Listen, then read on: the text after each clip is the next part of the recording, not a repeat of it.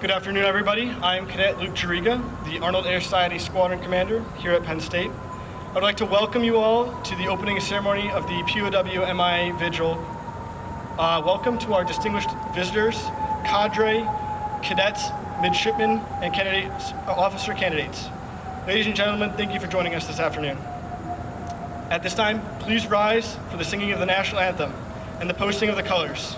If you are in uniform, please salute. If not, please face the flag and place your right hand over your heart. About. Peace. Oh, say, can you see by the dawn's early light what so proudly we hailed at the twilight's last gleaming, whose broad stripes and bright stars through the perilous fight o'er the ramparts we watched were so gallantly streaming, and the rockets above the sailor gave proof through the night that our flag was still there. Oh, say does that star-spangled banner yet wave o'er the land of the free and the home of the brave? Order. Hung.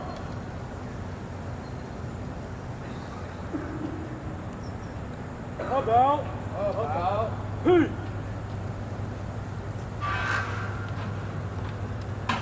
Please be seated.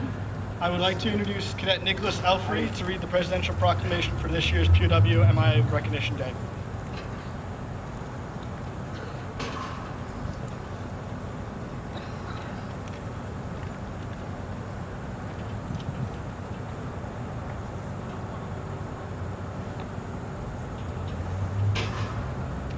When service members take an oath to defend the Constitution of the United States, they do so knowing that they may be called upon to make great sacrifices to ensure and sustain our shared values.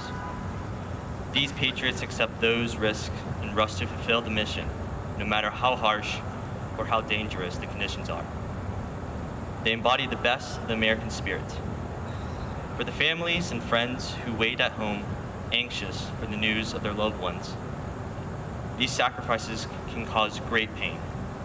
For the families of more than 81,600 service members who still remain missing in action, the pain and grief is compounded by a lack of closure and the hope that their sons and daughters, sisters and brothers, parents and grandparents will one day return home.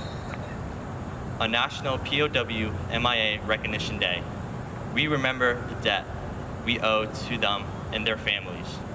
We pay tribute to our own former prisoners of war and recommit to the difficult but essential task of seeking our answers for the families of those still missing. We will always remember and honor our nation's prisoners of war and those still missing in action, and keep faith with our promise as a nation to bring all of our heroes home. Every day, the iconic black and white flag, a powerful symbol in recognition of the heroism and sacrifice of American POWs and MIAs, is flown above the White House. It is a mark of reverence and of solidarity with all those who await answers.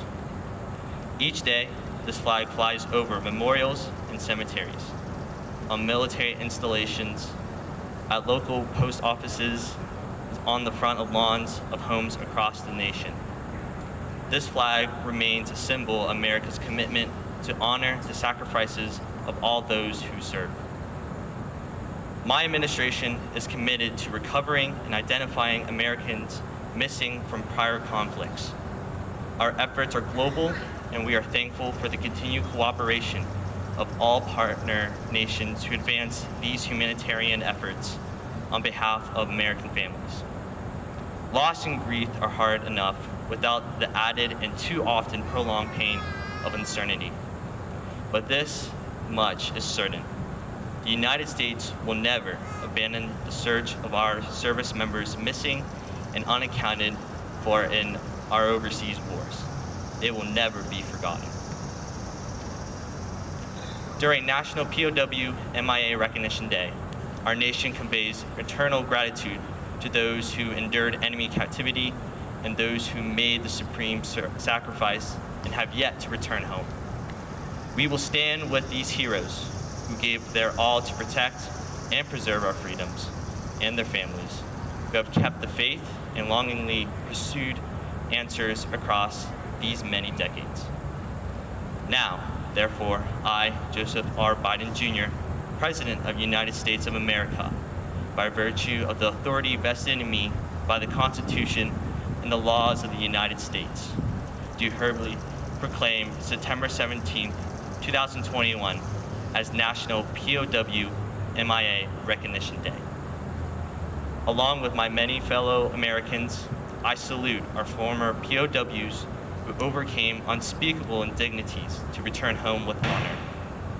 For those who made the ultimate sacrifice and never came home, America will work tirelessly to provide their families and our nation the fullest possible measure of accounting. I urge all Americans to observe this day of honor and remembrance with appropriate ceremonies and activities. In witness whereof, I have hereon to set my hand this 16th day of September, in the year of our Lord 2021, and of the independence of the United States of America, the 246th.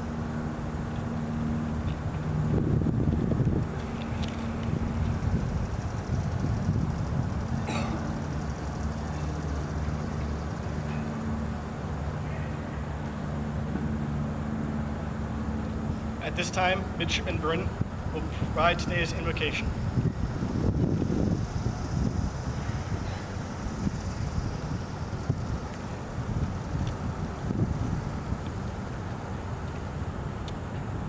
Please bow your heads. Our Father, who by your divine providence this nation has come into being, we gather here in a world where suffering and death may be seen at every corner, where peace is often threatened. This demands action. We gather in honor of those we have loved and lost, and those who have sacrificed much for the ideals we hold dear, the very rights which you have so graciously bestowed upon us. Help us not to forget, whether we are on the front lines, in the air, on the sea, or here at Penn State, the weight of this sacrifice, for it is so easy to be caught up in the personal ambition and our own daily endeavors. Give us the opportunity to sit down and think each day on such sacrifices, how they shape our society, show us that there is more to fight for than a paycheck or advancement, and how we could so hope to live in such a manner. They are our examples, as you, Lord, are the original example. We remember today with the notion the day with these sacrifices forgotten is a day misguided. We thank you for those who have come before, suffered much, and gave us an example to follow. All God's people say amen. At this time, please rise for the missing man table ceremony performed by the Joint ROTC Color Guard. Woo! Squadron. And hook.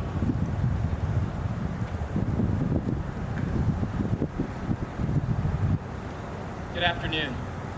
I'm Cadet Vladimir Kelichow, a member of the Air Force ROTC Honor Guard. You may have noticed a small table when you arrived here this afternoon. Please allow me to further explain. The table is set for 5. This table recognizes the fact that members of our profession of arms are missing from our midst. They are commonly called POWs and MIAs, but we call them brothers and sisters. They're unable to be with us this afternoon, and so we remember them for their unselfish service to our nation and for the liberties and freedoms we enjoy as Americans thanks to them. The table is small, showing the frailty of a single man. Remember, the tablecloth is white, symbolizing the purity of their motives when answering the call of duty. Remember, the single red rose displayed in a vase reminds us of the life of each of the missing and the loved ones and friends of those Americans who keep the faith, awaiting answers. Remember, the vase is tied with a red ribbon, symbol of our continued determination to account for our missing. Remember, a slice of lemon on the bread plate is to remind us of the bitter fate of those captured and missing in a foreign land. Remember, a pinch of salt symbolizes the tears endured by those missing and their families who seek answers. Remember, the glass is inverted to symbolize their inability to toast with us today. Remember, the chairs are empty. They are missing. Remember.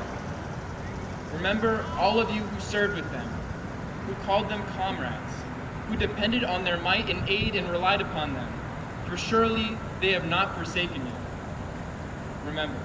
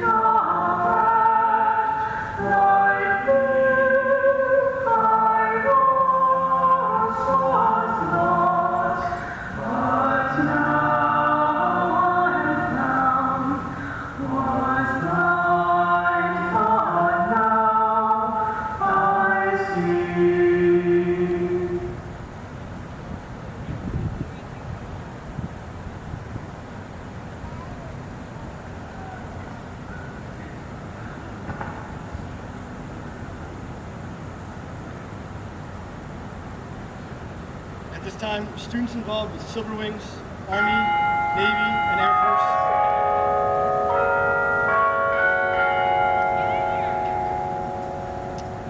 Force ROTC will deliver a story about a POW or MIA of their choosing.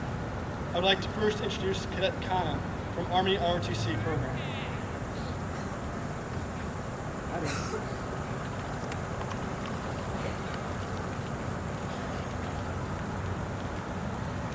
Good afternoon, everyone, and thank you all for being here. It is an honor and privilege to be with you here on this important day. When soldiers enlist and when officers commit themselves to the Army, they must first understand the old adage that regardless of the reason they joined, they are signing a blank check payable up to and including the ultimate sacrifice. We sign up in servitude to a cause that is far greater than any individual. We serve our nation, we serve our home. Today, we recognize and pay tribute to the service members who went to war for us and never forgot us, but were also unable to return to the home that they served. As I say this to you, and as was mentioned, there are still more than 81,600 Americans who remain unaccounted for. These brave Americans served in World War II, the Korean War, the Vietnam War, the Cold War, the Gulf Wars, and more recent conflicts in the Middle East. These brave Americans were willing to fight for us all, but have yet to be recovered. While this number seems large, and it is, We owe it to these Americans and their families to continue to do our best to recover their remains. As Americans, it is our responsibility to never forget the sacrifices that our unrecovered brothers and sisters made. So when I say that I thank you all for being here, that is what I am referring to. Not just your presence and attention here today, but your continued support. Through the work of volunteers with organizations such as the Defense POW MIA Accounting Agency, we continue to recover the remains of our servicemen and women. From the Army in particular, Sergeant Larry S. Wassel of Kilo Company, 3rd Battalion, 3rd Infantry Regiment, 8th Infantry Division, was recovered on August 10th of this year, nearly 60 years after he was declared missing in action in Bergstein, Germany on December 28, 1944. He is one of over 130 service members who have been accounted for since this day last year. So while the third Friday of September of each year is rightfully designated as National POW MIA Recognition Day, I would ask that you continue to honor them by not only appreciating the stories that my peers will soon tell you all about, but beyond these 24 hours of observance, that you continue to remember that resolve of American prisoners of war, whose compassion for our country, dedication to duty, and bonds between one another allowed them to serve honorably through unfathomable difficulties. Furthermore, regardless of the climate our nation finds itself in, I encourage you all to ensure that our missing soldiers are never, ever forgotten. Thank you all for being here.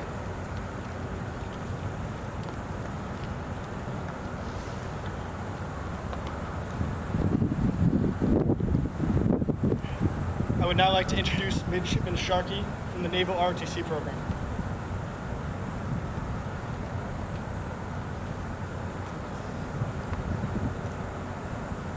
Good afternoon, ladies and gentlemen. My name is Midshipman Matthew Sharkey of the Pennsylvania State University Naval ROTC. Today, I will be telling the story of Army veteran and former prisoner of war, Private Joseph M. McDonough. We are honored to be joined today by his daughter and son-in-law. In October of 1944, the 26th Infantry Division was supporting an assault in the Moncourt Woods of northeastern France. During this advance, Private McDonough and his unit found themselves separated from the main effort. The following 2 days would bring a sustained German armored assault. Outnumbered, outgunned, and running low on supplies, the lone remaining officer of the enclave gave the order to surrender. McDonough would not see his commander again. Many perished in the foxholes outside that small French town. More soon would be lost on the forced march to the railroad days behind German lines. The march would take them far from the front, beyond France and into the Saarland province of Germany. They were loaded 50 men each into boxcars with no room to sit and transported over 3 grueling days to Limburg. Here, Private McDonough witnessed the bombed-out city in its death throes. Allied aircraft were shot down nearby, and when allowed by the guards, the captives did their best to honor the dead with a proper burial. Within a week, they were once again on the move, this time to New Brandenburg. Along the way, they received little food and lost more men to the strafing runs of aircraft. Upon arrival, Private McDonough was sent to a work camp not far away. Reaching his destination as winter approached, the freezing, malnourished prisoners were put to work in perilous tasks, but they resolved to show resistance. When guards were not looking, the prisoners buried tools and sabotaged equipment. The American assigned to translate would commonly mock the statements he was told to articulate in defiance of his captors. A short time into his internment at the camp, Private McDonough's leg was seriously injured, rendering him temporarily unable to walk. Not long before McDonough's injury, 5 other prisoners with similar conditions were subjected to execution. Thankfully, the young private was cared for by a French doctor, also captive in the camp. For months, those of the work camp labored away in appalling conditions. Some of those who had fought bravely at Moncourt Woods attempted to escape, but were killed mere weeks before the war's end. These men, along with the bodies of downed pilots from neighboring areas, were buried by the prisoners in a makeshift cemetery near the camp.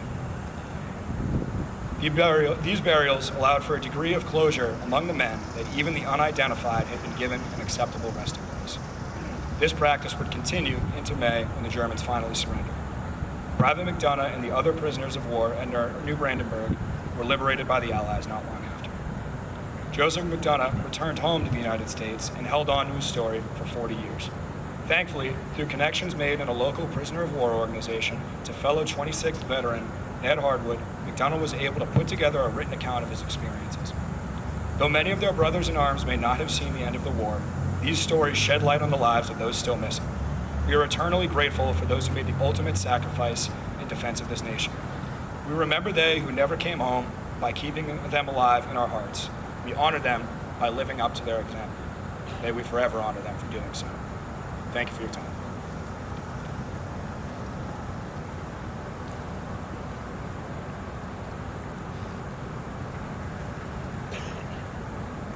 Now I'd like to introduce Cadet Addie Navat from Air Force ROTC.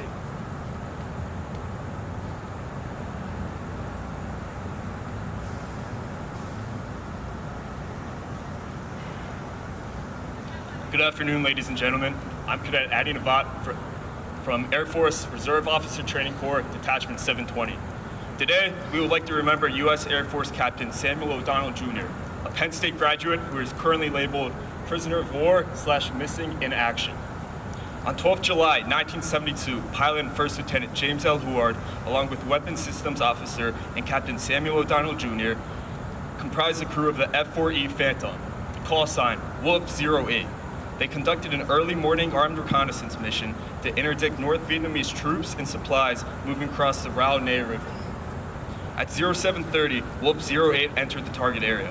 Huard immediately contacted the Airborne Battlefield Command and Control Center to obtain their first assignment. During this radio contact, which was also the last communication with Huard and O'Donnell Jr., the aircrew reported no problems with the aircraft or their mission assignment.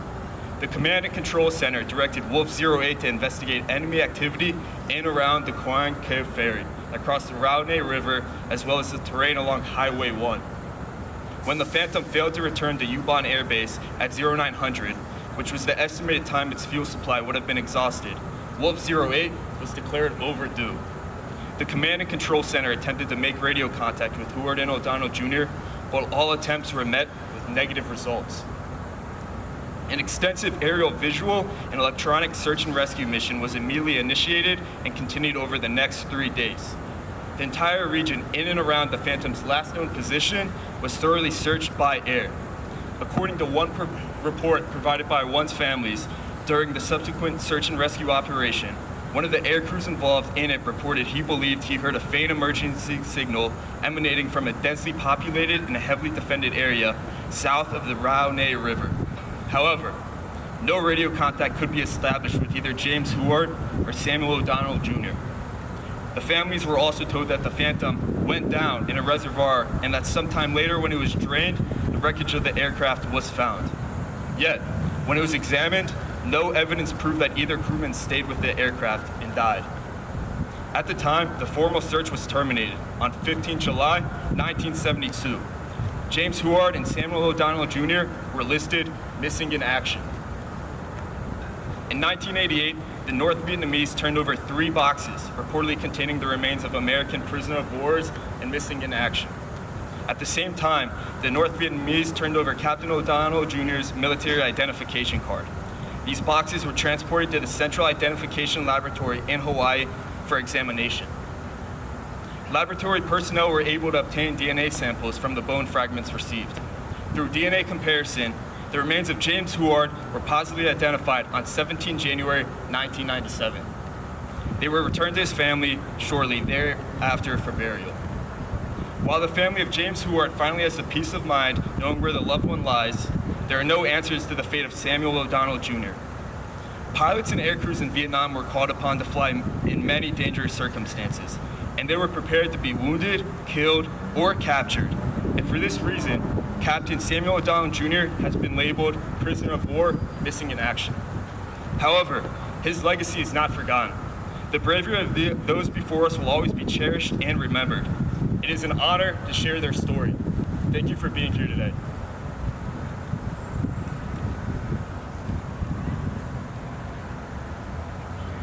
Now I'd like to introduce Miss Olivia Gold from Silver Wings.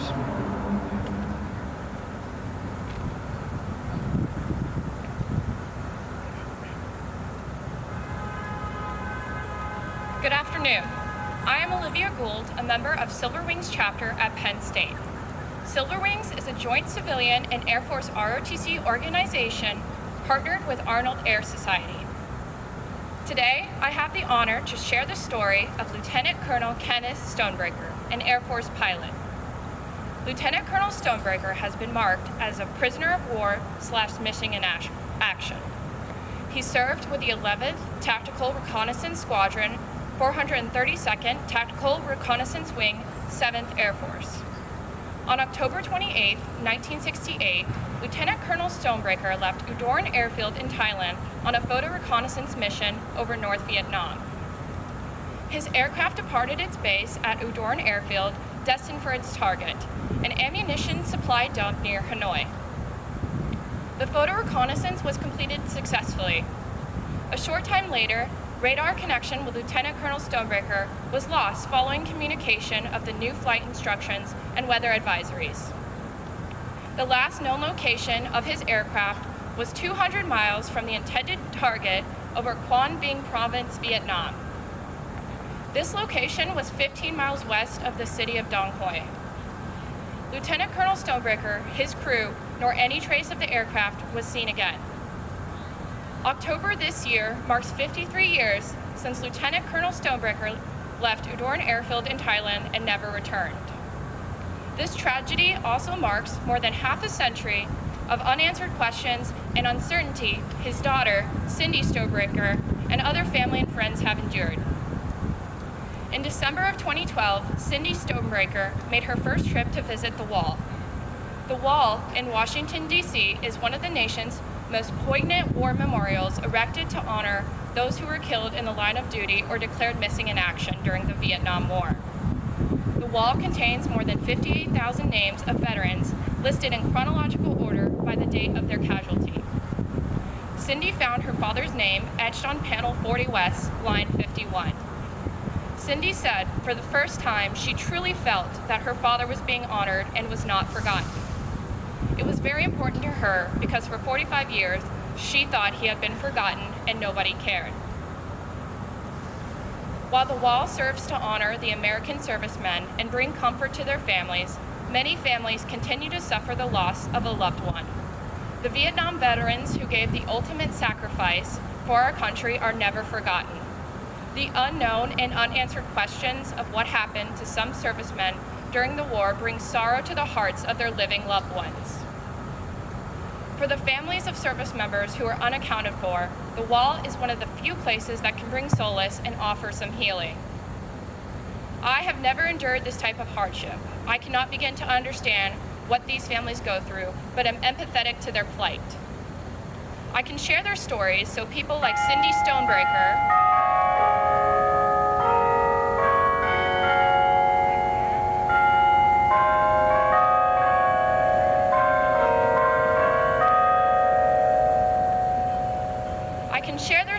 so people like Cindy Stonebreaker can be heard as she honors the memory of her father and his heroism.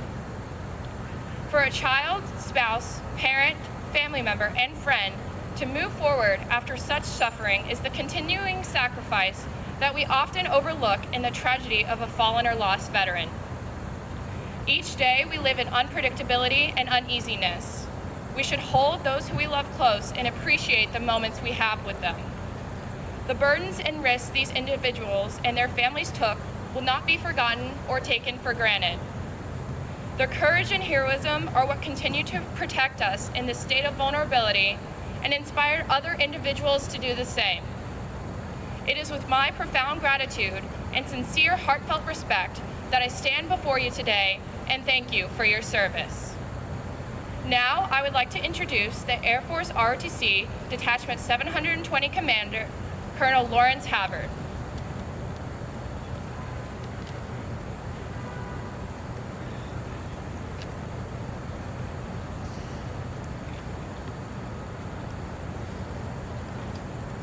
I wish to welcome the family members we have in the audience today who have endured, those that have been held prisoner of war or missing in action. I also wish to thank our distinguished guests and other members in the audience today. My name is Colonel Lee Havard, and on behalf of Mr. Tom Kiltera, the National League of POW MIA Families Northeast Region Coordinator, I wish to read some remarks he prepared for today's ceremony for the POW MIA family members in attendance, since he is unable to be with us here in person. First, thank you to the Penn State Air Force Reserve Officer Training Corps for honoring America's missing in action from past wars. They are America's unaccounted for veterans. Thank you for holding this annual ceremony. Today is National POW MIA Recognition Day. This day will forever be in the shadow of the commemoration of the 9/11 attacks on our nation held 1 week apart. This ceremony shows your awareness, dedication, and commitment to America's still POW MIAs from wars fought decades ago, and to the idea that this issue is real to future wars and conflicts. It is a consequence of war. But America does not forget and will seek answers long into the future. We are Americans, and we want our own to be accounted for. There are thousands of unaccounted for service members from World War II, nearly 10,000 from the Korean War, and 1,584 from the Vietnam War. Today, we honor their sacrifice and fulfill our sacred promise to them. Our efforts were hampered by the COVID-19 virus in our country and across the globe. Southeast Asia was hit hard, and for nearly 2 years, our experts could not enter Vietnam, Laos, or Cambodia due to COVID-19 restrictions. Our government could not do in-person interviews, investigations, or excavations to recover our lost service members. Yet the families still wait for answers about their loved ones who served. For the past 2 years, we have canceled our 51st annual meeting due to the COVID pandemic here at home. This is normally where family members could hear government briefings, meet with casualty officers from all military branches to get updates in person on their missing loved ones, and to be with other family members sharing the same pain. The Pennsylvania State University Air Force ROTC is part of our extended family. I want you all to know that should you go on to join a branch of the United States military and you are missing or held while deployed, we and thousands of your fellow citizens will look for an accounting of you. That we will do what advocates do. We will push for your return home. Our family members are comforted by this ceremony and know that you care. I only wish I had better updates to give you, but still, we want you all to know that each year having this ceremony, you are our partners and stand as aware sentinels doing what you can to maintain the military credo of not leaving anyone behind, thus helping to have an accounting and bring our military and civilians who served in a war effort back home to their families and to the rest for eternity on this land we call America. On behalf of Mr. Tom Kiltera, thank you for your attendance today.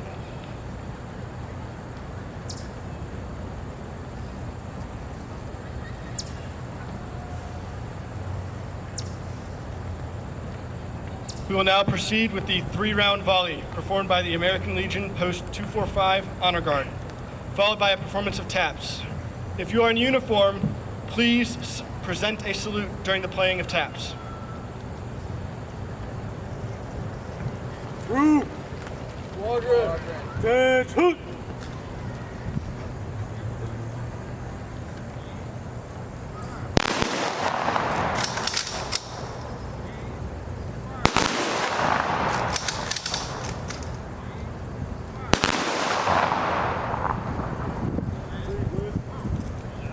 Order.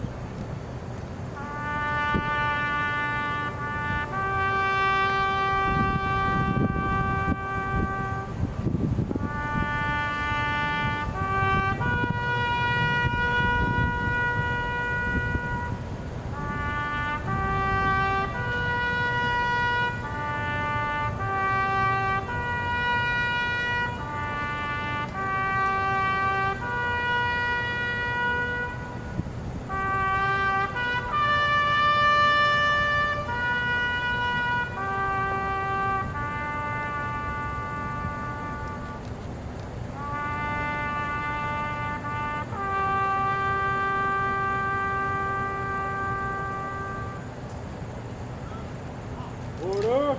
Order. Hunt. Ladies and gentlemen, please stand for the posting of the guard.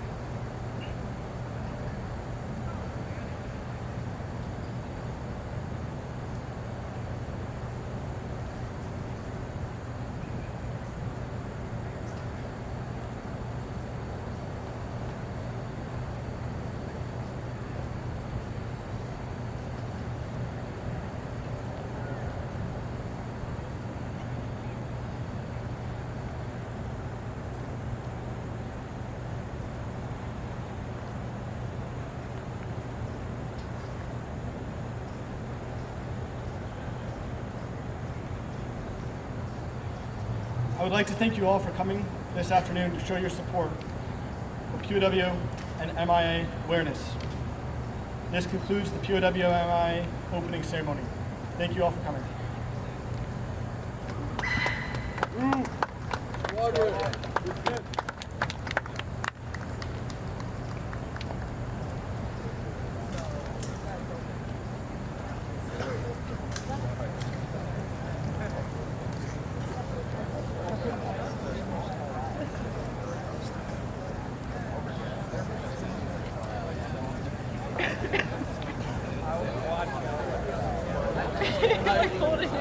Hold it in.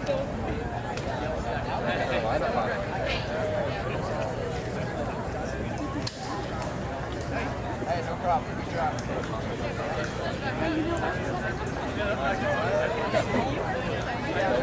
Yeah.